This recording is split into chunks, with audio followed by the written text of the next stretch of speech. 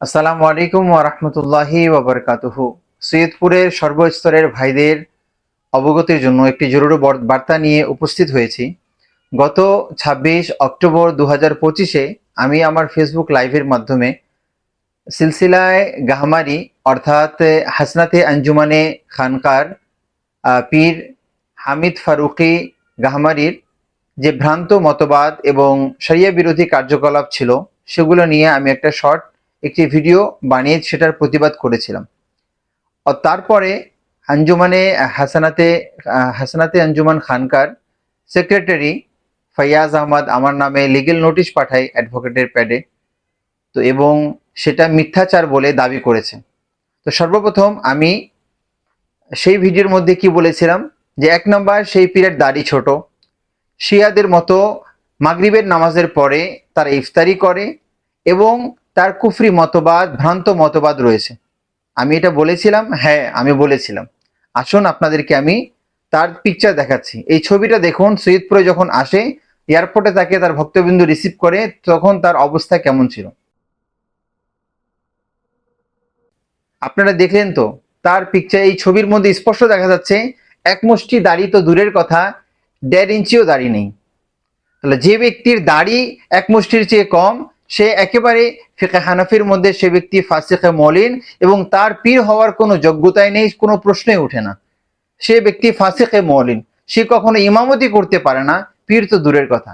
Number ২, তার আরেকটি আমি ভিডিও আপনাদেরকে দেখাচ্ছি যে সে কেমন ভয়ঙ্কর মতবাদ পোষণ করে মানুষকে বিভ্রান্ত, গুমরাহি এবং কুফরের দিকে নিয়ে যাচ্ছে। আসুন সেই ভিডিওটি আপনারা শ্রবণ করুন। वारसुल नबी का उर्स मुबारक जो नजर में आ रहा है, मोहम्मद का तख्त ही नजर में आ रहा है। जब वारसुल नबी का उर्स मुबारक आ जाता है तो तमाम अंबिया औलिया लोग आ जाते हैं जी। तमाम अंबिया औलिया लोग आकर के हाजिर हो जाते हैं। और तमाम अंबिया औलिया लोग हाजिर हो जाते हैं और जब तमाम अंबिया औलिया लोग आकर के जब पहुंच जाते हैं तो आखिर में जो है मोहम्मद रसूलुल्लाह भी आकर के हाजिर हो जाते हैं। और जिस उर्स मुबारक में मोहम्मद रसूलुल्लाह हाजिर है, जिस उर्स मुबारक में मोहम्मद रसूलुल्लाह हाजिर है, उस उर्स मुबारक में आकर के देखिएगा तो मोहम्मद के सूरत में, मोहम्मद के वजूद में जो है अल्लाह भी हाजिर नजर में आ रहा है।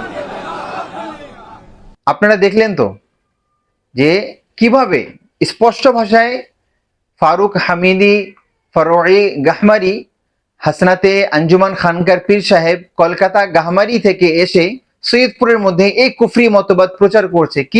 তিনি কি বললেন যে ইস উর্স মে আম্বিয়া আউলিয়া হাজির হো জাতে হ্যাঁ।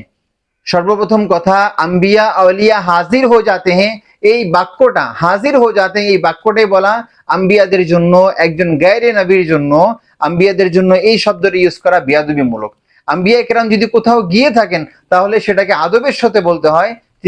আম্বিয়া একরাম তাশরিফ নিয়ে আসেন, আউলিয়া একরাম তাশরিফ নিয়ে আসেন। যেখানে আদব নেই সেখানে কি অবস্থা। देन তিনি কি বললেন যে जब तमाम अंबिया औलिया हाजिर हो जाते हैं तो खुद मोहम्मद रसूलुल्लाह सल्लल्लाहु अलैहि वसल्लम हाजिर हो जाते हैं, और जब मोहम्मद सल्लल्लाहु अलैहि वसल्लम हाजिर हो जाते हैं तो मोहम्मद की सूरत में, मोहम्मद सल्लल्लाहु अलैहि वसल्लम की सूरत में, मोहम्मद रसूलुल्लाह के वजूद में खुद अल्लाह ताला हाजिर नजर में आ जाता है। नाउजुबिल्लाह मिन जालिक। কঠিন পর্যায়ের এই বাক্য হচ্ছে কুফরি মতবাদ। এটা একেবারে স্পষ্ট কুফরি মতবাদ এটা। কারণ আল্লাহ সুবহানাহু তাআলা কখনোই রাসূলুল্লাহর আকৃতিতে আসতে পারে না। আল্লাহ সুবহানাহু তাআলা কখনোই আম্বিয়া কেরাম বা কোনো মাখলুকের উজুদের মধ্যে, সত্তার মধ্যে কখনোই আসতে পারে না। কারণ আল্লাহ সুবহানাহু তাআলা চেঞ্জিং থেকে পবিত্র, আল্লাহ সুবহানাহু তাআলা পরিবর্তন থেকে পবিত্র, আল্লাহ সুবহানাহু তাআলা সূরত আকৃতি থেকে পবিত্র, আল্লাহ সুবহানাহু তাআলা মাখলুকের ভিতরে হুলুল এন্টার করা থেকে পবিত্র। আর এই পীর সাহেব স্পষ্ট ভাষায় আল্লাহ তাআলার জন্য সূরতে আসা, উজুদে আসা, আল্লাহ তাআলার হাজির হওয়া, আল্লাহ হাজির হওয়া থেকেও পবিত্র। আল্লাহর জাত, আল্লাহর সত্তা, আল্লাহর জাতকে হাজির বলা এটা কুফরি কথা। কারণ আল্লাহ তাআলার ইলম ও কুদরত সর্বস্তরে বিরাজমান, কিন্তু আল্লাহর সত্তা কোনো জায়গায় হাজির নয়। আর সে কি বলছে, ইস উর্স মুবারক মে मोहम्मद के सूरत में, मोहम्मद के वजूद में खुद अल्लाह नजर आता है। এটা একেবারে চরম কুফরি মতবাদ। এটা ইসলামের কোরআন বিরোধী, শরিয়া বিরোধী, সুন্নাহ বিরোধী, 1400 শতাব্দী 1400 বছরের ঐক্যমত যে এটা একেবারে কুফরি মতবাদ। বিধায় আমি বেশি বড় কথা বলবো না। আমার বাক স্বাধীনতা রয়েছে, আমার বাক স্বাধীনতা রয়েছে। আমার সংবিধান অনুযায়ী যদি কোনো ব্যক্তি আমাকে নিয়ে, আমার পরিবারকে নিয়ে, অথবা আমার এলাকাকে নিয়ে, আমার দেশকে নিয়ে যদি কোনো কথা বলে, তখন সে যদি কোনো রং কথা বলে, সেটার প্রতিবাদ করার বাক স্বাধীনতা আমাকে সংবিধান দিয়েছে। অনুরূপভাবে ইসলাম আমাকে আমার স্বাধীনতা দিয়েছে। যখনই কোনো বিদআতি ব্যক্তি বিদআত প্রচার করবে, ভণ্ডামি করবে, কুফর প্রচার করবে, গুমরাহি প্রচার করবে, সেটার প্রতিবাদ করার সেই স্বাধীনতা আমাকে আমার ইসলাম দিয়েছে। তা আমার বাক স্বাধীনতা আমাকে রাষ্ট্র দিয়েছে এবং ইসলাম আমাকে প্রতিবাদ করার, ইসলাম বিরোধী মতবাদের এই কুফরি মতবাদগুলোর প্রতিবাদ করার অধিকার আমাকে আমার ইসলাম দিয়েছে। আর আলেম ওলামাদের জন্য হচ্ছে কি এটা ওয়াজিব, যখনই কোনো বিদআত বা কোনো ভণ্ডামি দেখবে সেটার প্রতিবাদ করা। আমার দায়িত্ব আলহামদুলিল্লাহ আমি পালন করছি। বিধায় কেউ যদি, যারা লিগ্যাল নোটিশ পাঠিয়েছি তাদেরকেও আমি স্পষ্ট ভাষায় বার্তা দিচ্ছি, এবং তারা ব্যতীত সৈয়দপুরের মধ্যে যতগুলো ভণ্ডামি রয়েছে, যতগুলো ভণ্ড ব্যক্তিরা রয়েছে, আমার নামে মামলা করো, মোকদ্দমা করো, হামলা করো, ফাঁসিতে ঝুলাও, কতল করো, যা ইচ্ছা করো, কিন্তু আমি সৈয়দ রাহাতুল আশিকিন হক কথা বলা ছাড়বো না।